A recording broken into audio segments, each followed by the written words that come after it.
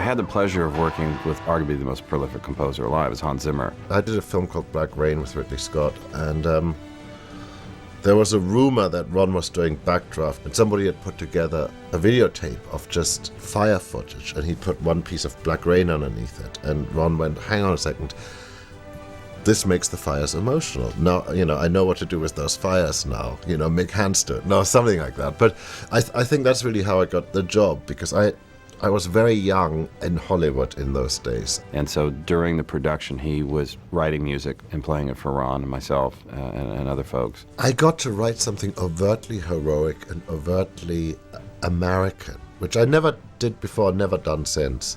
Because the great thing about firemen is you can truly root for them. I mean, there's no ambiguous feelings you can have about their heroism.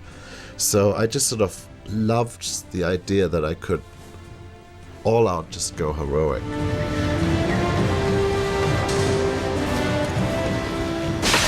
But I remember having this idea that there would be two themes which wouldn't come together until the very end. And literally, so the last piece you hear when they're driving in that big, revealing shot of Chicago, that's the only time you hear the two themes together as proper counterpoint.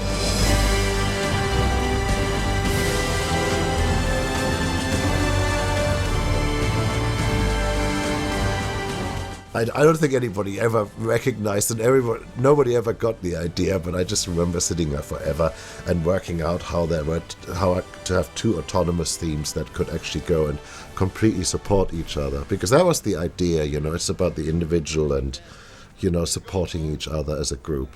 I was writing all this stuff and Ron kept saying, it's not emotional. And I kept thinking, what does he mean, emotional love theme? Like, I don't, and suddenly I remembered this Black Rain thing and the impact it had. And, oh, that's okay, of course, that was emotional.